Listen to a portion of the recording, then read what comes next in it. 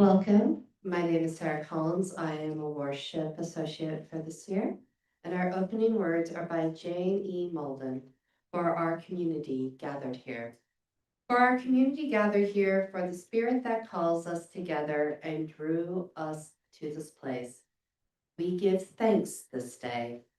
For moments we have shared with others, for times when we have reached out across barriers of distance and fear, for times when others have reached out to us, for moments when we have discovered another along our path.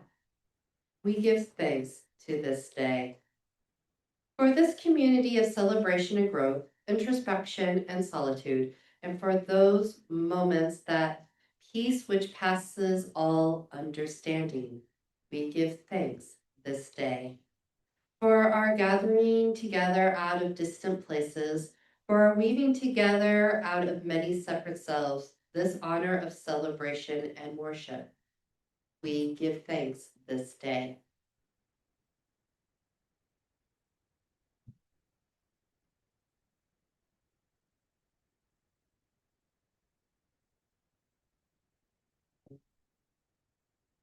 Broken down and tired of living life on a merry-go-round. And you can't find the fighter, but I see it in you, so we're gonna walk it out and move mountains. We're gonna walk it out and move mountains. And I'll rise up, I'll rise like the day, I'll rise up, I'll rise unafraid, I'll rise up, and I'll do it 1,000 times again. And I'll rise up high like the waves, I'll rise up in spite of the ache, I'll rise up and I'll do it 1,000 times again. For you, for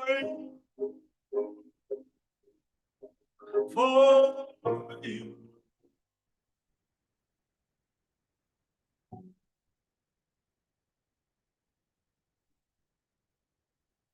Silence isn't quiet, and it feels like it's getting hard to breathe. And I know you feel like dying, but I promise we'll take the world to its feet and move mountains.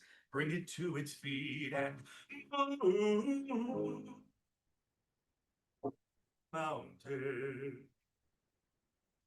And I'll rise up, rise like the day, I'll rise up, I'll rise unafraid, I'll rise up, and I'll do it 1,000 times again. For you, for you, for you, for you. All we need is hope. And for that we have each other. Yes, for that we have each other. And we'll rise, we'll rise, yes,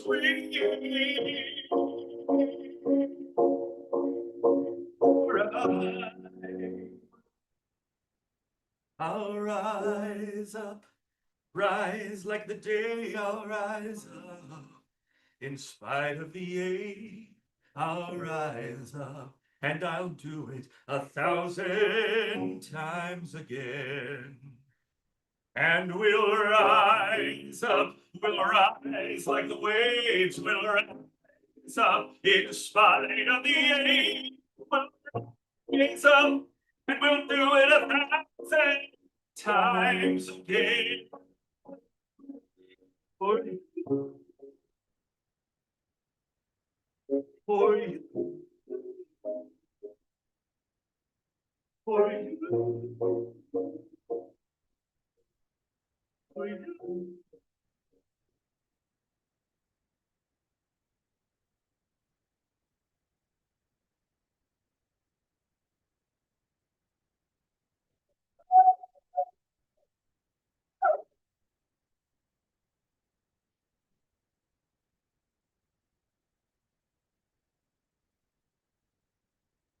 Good morning.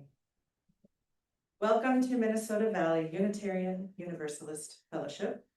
I am Kathleen Coate, spouse of Paul Coate, by the way.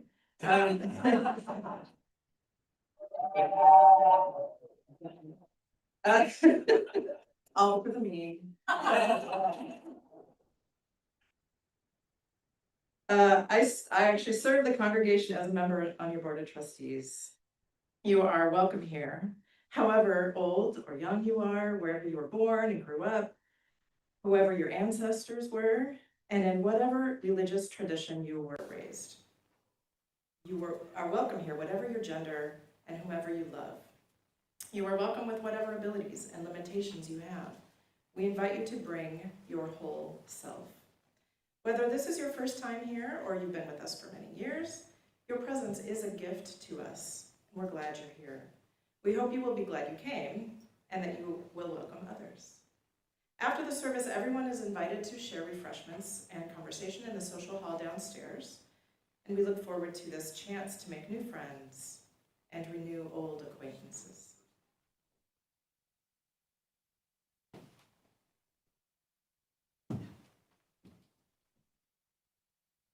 Our chalice lighting words this morning are "The Stars in the Pews" by Eric Walker Wickstrom.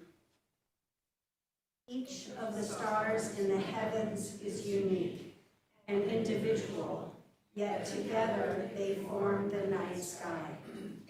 Each of us here is unique and individual, yet together we are a congregation. Each of our congregations is unique and individual, yet together we are an association. For stars in the sky, for people in the pews, for members of our association, in gratitude, we light this chalice. Please rise in body or spirit and join in singing hymn number 128, "For All That Is Our Life." It's in the gray hymnal and will also be on the slides.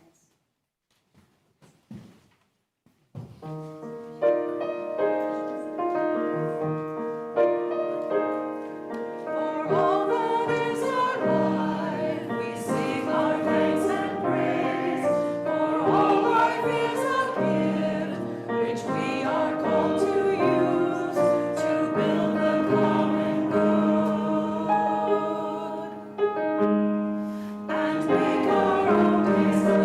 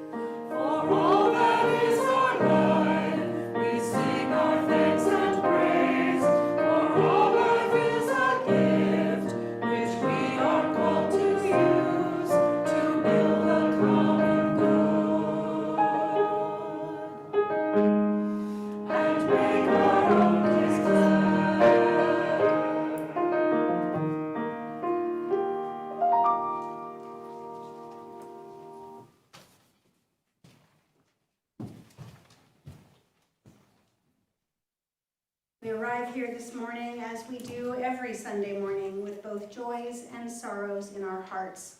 And one of the many promises that we make to each other in this beloved community is that we will both help celebrate each other's joys and help each other bear the sorrows. If you have a personal joy or sorrow to share this morning, please raise your hand if you're in the room and an usher will bring you the microphone. If you are online, you can type it into chat or ask to be unmuted.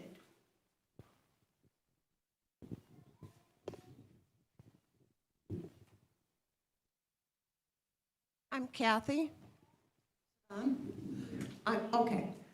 Kathy. I have two joys. Number one, that it says, please refrain from talking during musical performances. We gotta hear this wonderful music here. Number two, I'm so glad to see Paul Danko here. I mean, we saw this kid grow up. It's real nice to see him as an adult.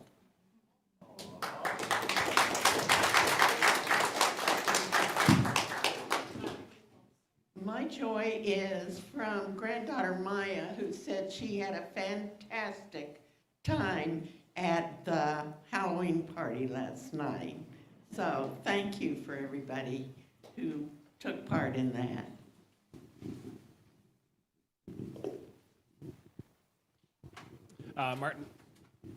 Martin Proud. My father had hip replacement surgery on Thursday. It went well, but he did have a lot of pain. I know a lot of people, been hearing from people who've gone through hip replacement surgery, a lot of times it's very smooth, but my dad had a lot of pain right afterwards. So he's on some oxycodone. He's taking it easy at home. He's really upbeat and optimistic though, but so hopefully things get better for him. And I am Paul Danko's father. Okay. I figured I should announce that I am having some medical problems with AFib and things like that. So I may not be quite as excited about coming to extra meetings and stuff in the next few weeks here. So thank you. All right, I suppose I'll introduce myself too. I'm Paul Danko. These two, let's see, went to high school with Kathy's daughter, Courtney. And yeah, I remember you made a non-functional winter coat of mine, much more functional, a few years ago. But let's see, I'm just in town for a tribute to the Kennedy High School theater director, who he was involved with theater in any Bloomington High School, any Bloomington Junior High, any Bloomington Community Theater for about 40 years. Name is Mr. Thibault. I'm pretty sure Amanda was in his chemistry class as well. Okay. And I don't know about Courtney, maybe she was, maybe she wasn't. But yeah, that's what I'm here for. Just happened to be in town, and yeah. And I'm probably the least well known of my family. My sister's working in the nursery downstairs. You know these two as well. So good to see everybody.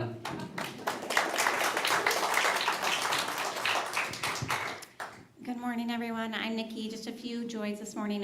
One, I know you guys were all waiting with bated breath to know how Lydia's first performance as a mouse in Oz Retold went, but it was great, and it was yesterday, and she did wonderful.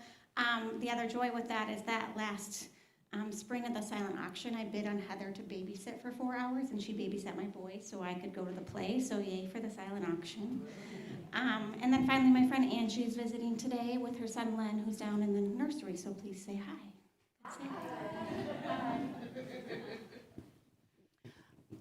My name is Jody, and I'm just filled with joy looking at these leaves that I know are going to mostly blow down today, but it's just one little section of road after another, and I look off, and it's just so beautiful. This is my favorite time of year, so.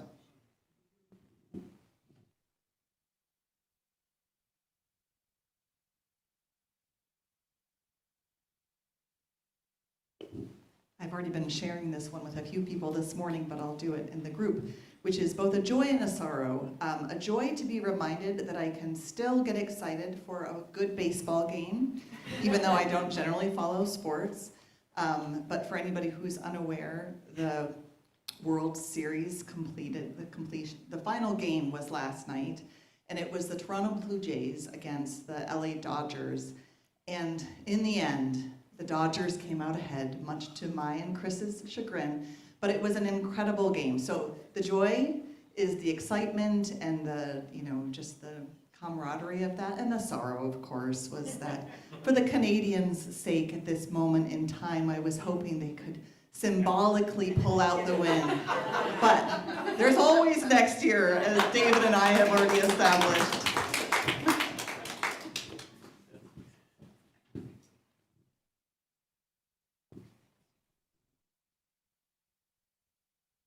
Do we have any online? Yes, okay, great. We do. Alexander writes, "My joy is the Halloween party yesterday. It was so wonderful to see the kids having fun and running the haunted hallway on their own."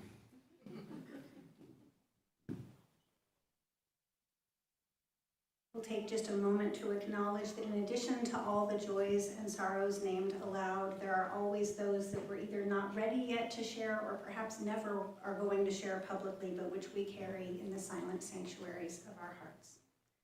Please join me in the musical response.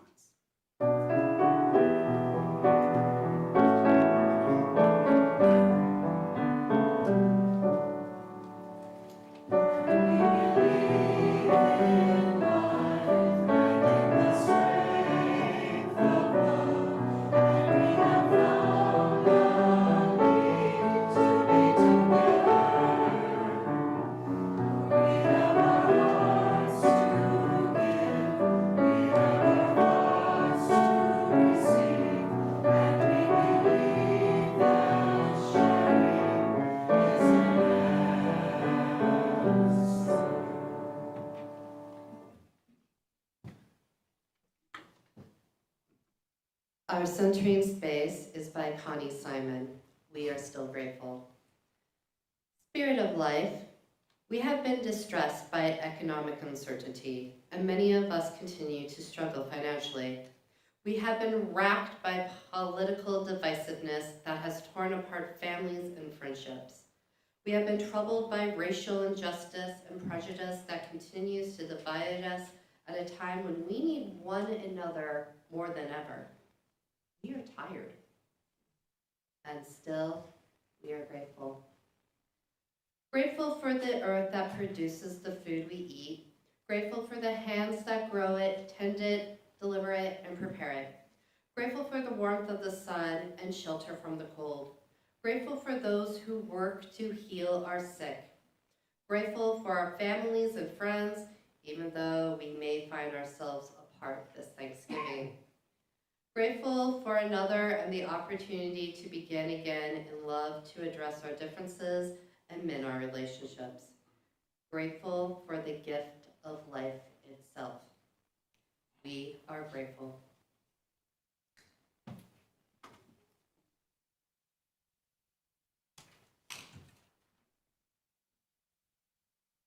Just a couple of announcements this morning. From Maria, who is our Director of Children, Youth, and Family Ministry, for those of you who are new. She says, please take a blessing bag after service. You will find them on the countertop in the hallway downstairs, heading toward the fellowship hall and social hour. Our elementary class made them during our compassion lesson with donations from you all, the congregation. Please take one and give it to a person experiencing homelessness sometime this month. A save the date announcement that our annual holiday bazaar will be on December 14th. Please put it on your calendars and plan to attend. It's obviously my first one with you, but I understand it is always a great time. So please do put that on your calendars. And then, Lorna, did you want to make a VEEP announcement again this week? You want to come on up and do that?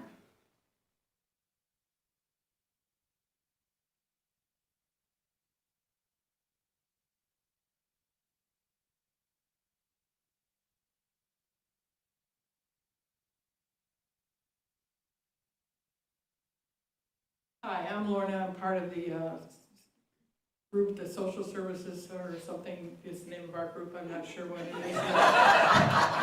Anyway, I'm sorry? Sarge. Anyway, we're sponsoring donate and do for VEEP, which is happening in 2 weeks on Saturday the 15th.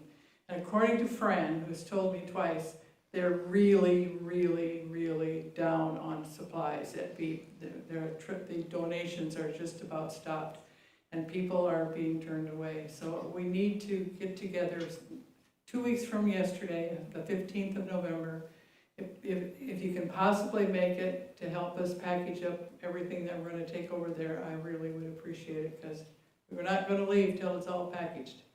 So, and if you come here at 9:30, then we can load up the cars with all the stuff, and then we'll haul it to BEEP together, and they will have someone there to help us and tell us how to do it. So I'm hoping I see you all.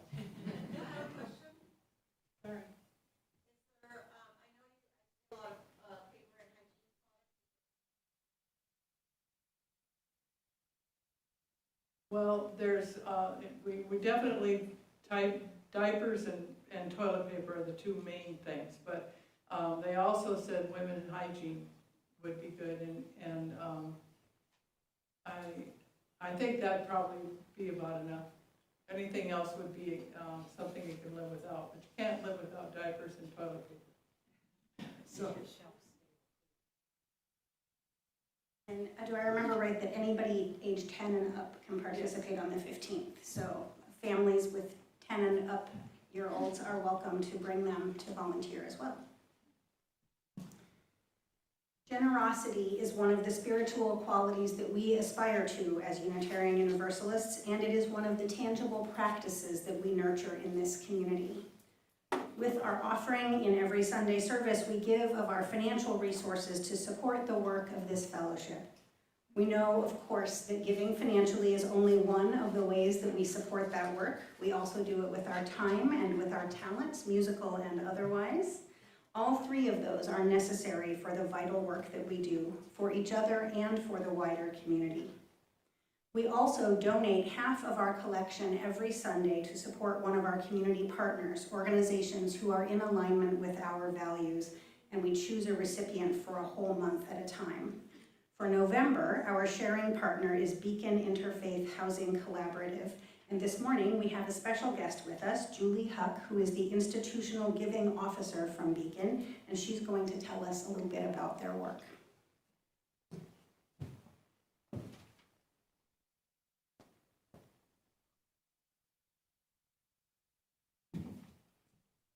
Good morning. Good morning.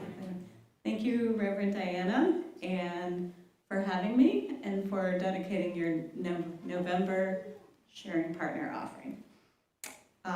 One of the best parts of my job is visiting congregations to share our gratitude for your support for our mission and projects, and to learn more about what motivates you as a congregation and as individuals to live out your faith values in support of neighbors experiencing homelessness. Some of you might know Beacon from hosting Families Moving Forward, our former family shelter in North Minneapolis, now the permanent home, Emerson Village Apartments, for 40 families. Yay! Or from taking action against NIMBY at city council meetings in Richfield, or calling legislators in support of the Family Services Act, which established $750,000 statewide for services. Thank you for these contributions of time, resources, and energy. If you're new to Beacon, we began about 30 years ago in the parking lot of Plymouth Congregational Church in Minneapolis, when the congregation wanted to do something for neighbors sleeping in their parking lot. It took years and quite a fight to create Lydia Apartments, but when we came back recently to renovate and add units, the neighborhood said yes in our backyard. That's the power of collective congregational action. Today, Beacon, 89 congregations strong, provides deeply affordable homes with wraparound services for youth, families, and single adults.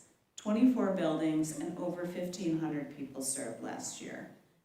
All working with supports to stabilize, set and achieve goals for health, education, and employment, and to thrive. But the supportive housing sector, the successful intervention for homelessness, is under threat. We recently learned that the COC Builds program, competitive building grants from HUD, Beacon won the only 2 grants in the state, which was going to be $5.2 million for Gladstone Crossing, teen-headed homes in Maplewood, and Astor Commons, homes for neurodivergent young people in Richfield, both very needed, that this program was canceled. We are in a unique position as a collaborative to mobilize and demand that HUD honor the awards, but there are no guarantees. As concerned neighbors and members of faith communities, what can we do? Not only to ensure that our neighbors have food, but also that they have safe, permanent places to sleep, study, and take care of their families. We can continue to do what 4,000 Beacon advocates did last year and make our voices heard. Yes, in our backyard. We can mobilize resources. Your offering will go towards policy initiatives like this and building and sustaining homes for generations. If you'd like to learn more about how you can take action to restore the cuts, welcome neighbors to our newest family supportive homes in Shakopee, Prairie Point, or support us in any other way, please speak to me afterwards or visit www.beaconinterfaith.org. Thank you for walking with us so that all Minnesotans will one day have a place to call home, no exceptions.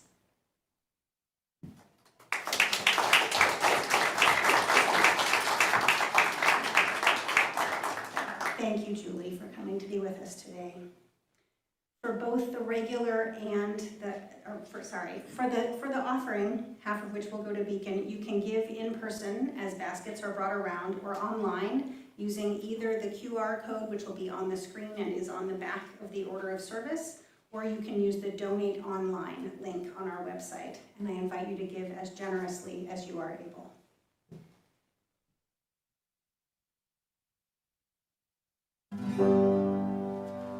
On the turning away from the pale and downtrodden, and the words they say which we won't understand, don't accept that what's happening is just a case of other suffering, or you'll find that you're joining in the turning away. It's a sin that somehow light is changing to shadow and casting its shroud over all we have known. Unaware how the ranks have grown, driven on by a heart of stone. We could find that we're all alone in the dream of the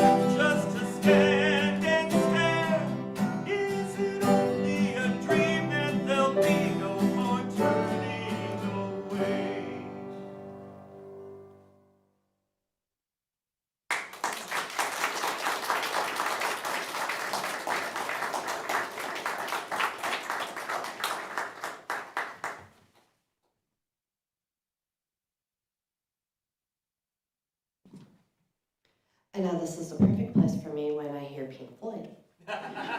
Thank you, Paul. So Wednesday morning, as Matthew gets our son ready for school, I said, hey, I'm gonna take my boys out tonight. Matthew asked me why, and I told him because 20 years ago on this day, I got married.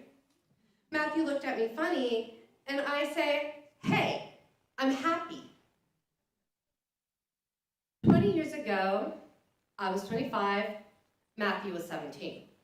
I don't know what he was doing on my wedding day, but knowing him, he was probably in his bedroom, playing video games, blissfully unaware his future partner was going to make a mistake that would also negatively impact him as well.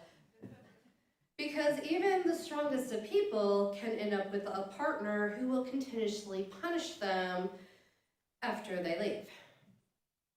Yet I meant it when I said I was happy on Wednesday, therefore I choose to celebrate that day, not in remembrance what happened a couple of decades ago, but for the fact that I got to where I am now, a woman with a loving partner and a beautiful child who we raise in mutual loving values. Choosing gratitude, it was one of the buzzwords in the 2010s, which became known as the Toxic Positivity Campaign. Hashtag be blessed. Hashtag I choose gratitude. Those are the last things you want to hear when you're going through a crisis. Yes, I know many mental health issues are due to bullying and maltreatment from others. I also know that my mental health, not my fault, but it was my responsibility. One of the tricks I learned through therapy is called turn the mind. I acknowledge the negative situation and reframe it in a way to minimize my suffering. That helped me shine a light of hope. Life is not exactly a linear spiral. The good can often come with the bad. Take this year at MVUF. This will not go down as my favorite year due to some of the conflicts that occurred in the beginning of this year. I've lost friends. Yet through some of the conflicts, I gained deeper friendships within this congregation. Yes, it was disappointing that Reverend Laura decided to leave, but I also got wrapped up in the excitement of hiring Rev.Diana. I have a very positive outlook for the next coming year with where she's going to take this congregation. I am grateful for the outcomes that have expanded my role at MVUF this year, despite how I got there. To those of you who are thick in your life's chaos, if you roll your eyes at the word gratitude, I get it. But I implore you to open your mind, if not your heart, to Reverend Diana's words this morning. Hopefully something will resonate that will get you on the path to hope. We are grateful that you are here.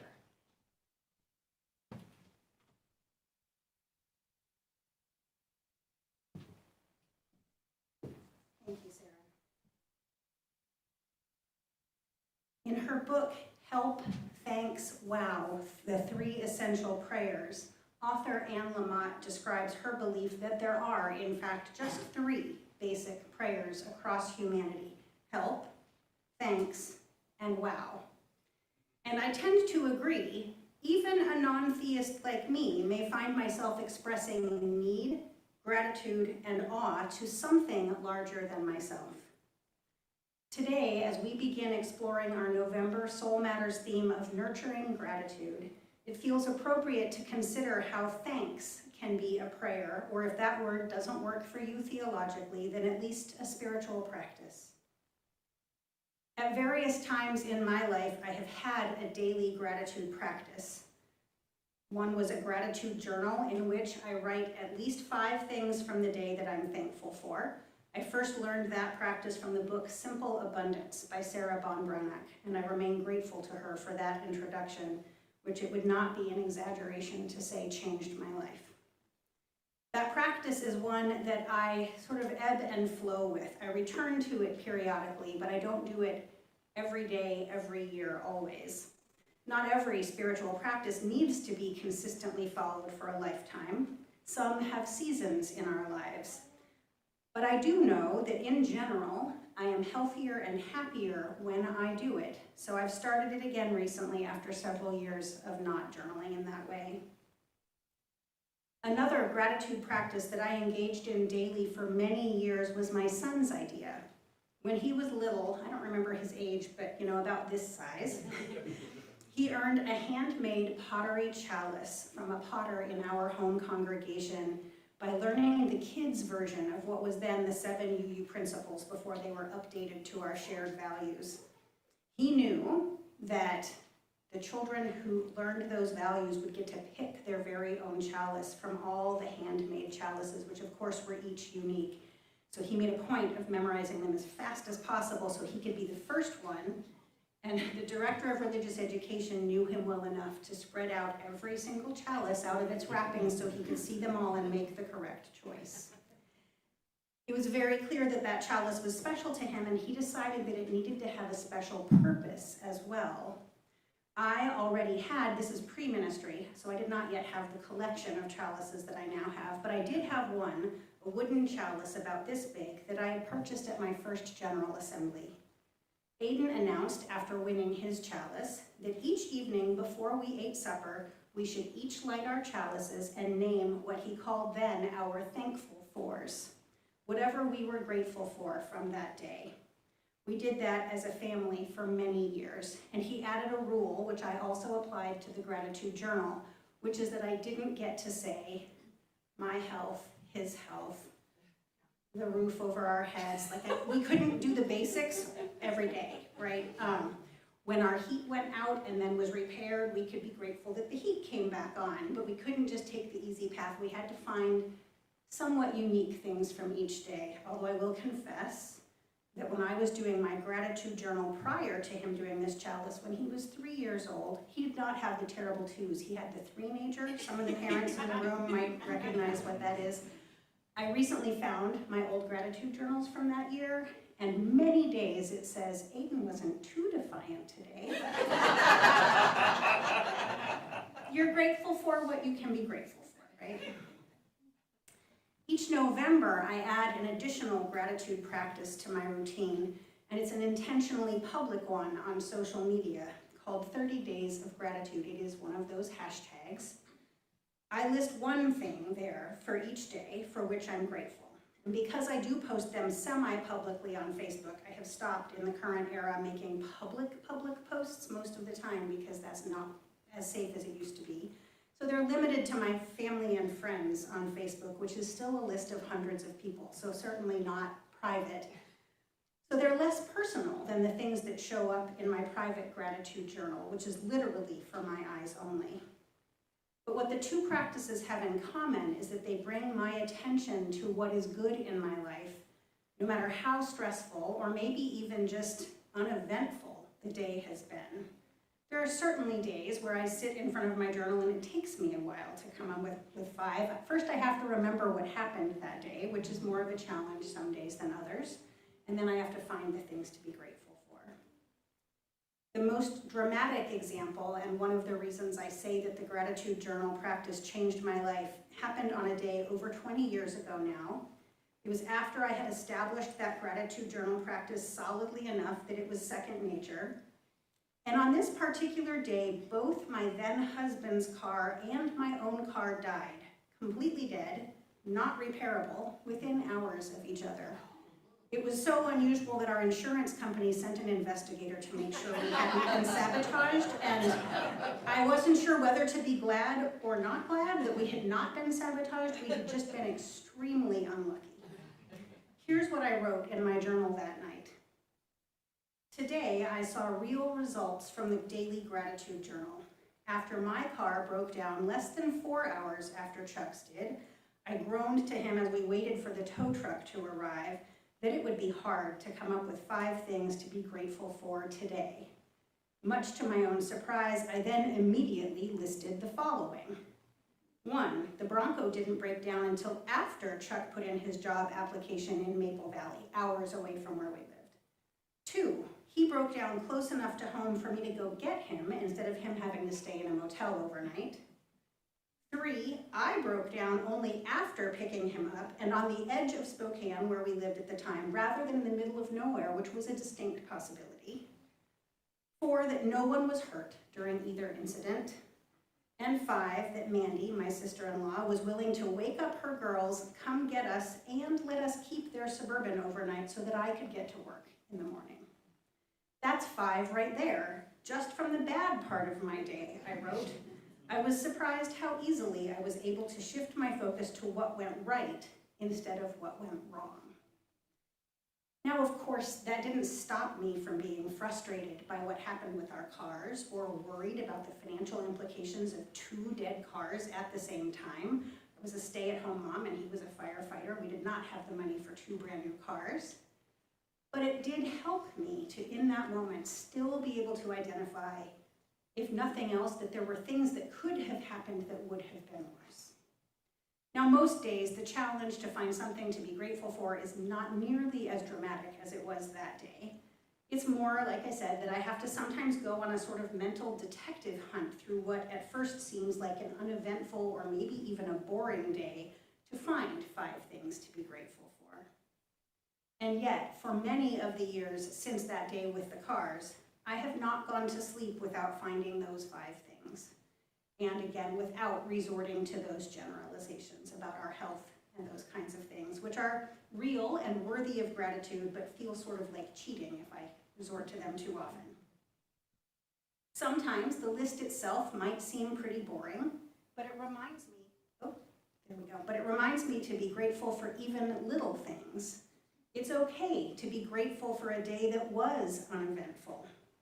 Especially after that day with the cars, a day where nothing broke was something I could be grateful for. It's okay to be grateful for a day that included a nap. To be grateful for a day when some event was canceled and I had unexpected free time. Those are worth a thanks moment too. Now, I have not been consciously directing the journal or the 30 days of gratitude practice to a higher power. I mentioned I'm a non-theist. But I wondered, as I worked on this service, what to make the journal more of a prayer to the universe, or to love with a capital L, which is my favorite genderless name for the divine, or to life with a capital L.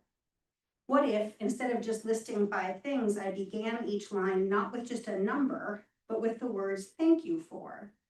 Instead of, I had a great video chat with my best friend, it might be, thank you for the gift of Cindy's friendship in my life. Would it shift anything? I wondered. So I tried it, and the honest answer is that it felt a little awkward at first, because I do not believe in the kind of higher power that literally hears my words and appreciates my gratitude. Thanks as a prayer for me is not about expressing my thanks to a waiting listener, to let an omniscient and omnipotent God know that I am grateful, but rather to remind myself that most of the things I am grateful for are not of my own making. They are gifts from the universe, is the phrase that I use for them, for which it is entirely appropriate to express gratitude, even if the universe won't know I'm doing so. Much like forgiveness, gratitude is really more for me than for anyone else, although certainly expressing gratitude to others is also important. Anne Lamott calls what I call gifts from the universe unexpected grace. She says, thanks is the short form of the original prayer I used to say in gratitude or any unexpected grace in my life. Thank you, thank you, thank you. As I grew spiritually, she says, the prayer became the more formal thank you. And now, from the wrinkly peaks of maturity, it is simply thanks. She says, now as then, most of the time for me, gratitude is a rush of relief that I dodged a bullet. The highway patrol guy didn't notice me speed by, or the dog didn't get hit by someone else speeding by, or, oh my God, thank you, thank you, thank you, thank you, that it was all a dream. My child didn't drown. I didn't pick up a drink or appear on Oprah in underpants with my dreadlocks dropping off my head. These are all DEFCON 1 moments of relief and gratitude worth giving God thanks, she says. She continues that the second and third levels of this prayer are said with a heaving exhalation of breath, the expulsion of bellows. Thank you. The constables found my passport. the brakes held. The proliferation of white blood cells was about allergies, not leukemia. The pediatrician canceled the appointment with the head of oncology and instead recommended Benadryl. Oh my God, thanks. She says, how can you help saying thank you after moments like these when real danger is averted? Even atheists do, she says. Agnostics joke the man upstairs must like me as if that's the dean of admissions. Now, I am one of those non-theists, not quite an atheist because I am no more certain that God does not exist than I am certain that a traditional version of God does exist. So I'm one of those non-theists who has always found myself praying in the kinds of relief that Lamott describes, as well as in the moments of asking for help that she described earlier in the same book. What my daily gratitude practice does is remind me to connect with something larger than myself, even when nothing dramatic has happened, when I am not so relieved that, in Lamott's words, at such moments I would kneel and press my forehead to the ground if my right knee would not begin to sob. I wonder, have you ever felt a physical need to respond to strong emotions such as relief or gratitude with an embodied response, like her description of kneeling and pressing her forehead to the ground? Years ago, I learned a body prayer from a friend that has positions for various elements of the prayer, and maybe I'll lead you through the whole thing some other time. But for today, what you need to know is that one of the positions looks like this, which I think looks kind of like a chalice. That position is sometimes my physical response to gratitude, not to drop to my knees, though there have, in all honesty, been moments in my life when I have felt such a strong urge to kneel and pray that I did. Those have been help moments rather than thanks moments. One Easter, a few years before I was ordained, my own minister preached on different kinds of prayer and how our bodies express them. She asked us to join her in a few positions of prayer. She began with one of supplication, not on our knees, but with hands clasped and heads bent, in perhaps the most commonly envisioned prayer pose or a variation on it. If you're willing, I invite you to try that for a moment and notice what it feels like. To me, it is humble supplication. It is the pose of a person asking a higher power for something. Now I invite you to open your arms and reach up. Feel how your body expands in the space from a folded position to one wide open. In the body prayer that I learned from my friend, this represented receive. You comes down before your shoulders complain. And it certainly can feel like a cup ready to be filled. For me, and perhaps for some of you, it can also feel like celebration. Opening myself not to receive, but to offer my thanks. Obviously, the way that I think of prayer and of thanks as a prayer is one that does not expect an answer. Thanks is not asking for anything the way help is. And yet sometimes the prayer or the practice of doing it every day, no matter what, does give a gift back to me. Lamott says, gratitude begins in our hearts and then dovetails into behavior. It almost always makes you willing to be of service, which is where the joy resides. It means you are willing to stop being such a jerk. Those are her words, not mine. I'm not calling any of you jerks. When you are aware of all that has been given to you, she says, in your lifetime and in the last few days, it is hard not to be humbled and pleased to give back. Saying and meaning thanks leads to a crazy thought, she says. What more can I give? We take action first by giving, and then the insight follows that this fills us. So perhaps, as I reach upwards with arms outstretched in a prayer of gratitude, I am opening myself to be filled, not with the gratitude which is already present, but with the joy of sending that energy back out into the universe, both metaphysically and in tangible ways through the actions that flow from my gratitude. That theme of gratitude being an action and not just an emotion is one of the things emphasized in the Soul Matters materials for gratitude for this month. And so I invite you to consider this month, if you do not already have a conscious practice of gratitude, whether in journal form or another way, whether directed to a higher power or not, I invite you to consider whether this month might be the time to start one. You can consider it an experiment, and if you hate it, nobody's going to make you keep doing it.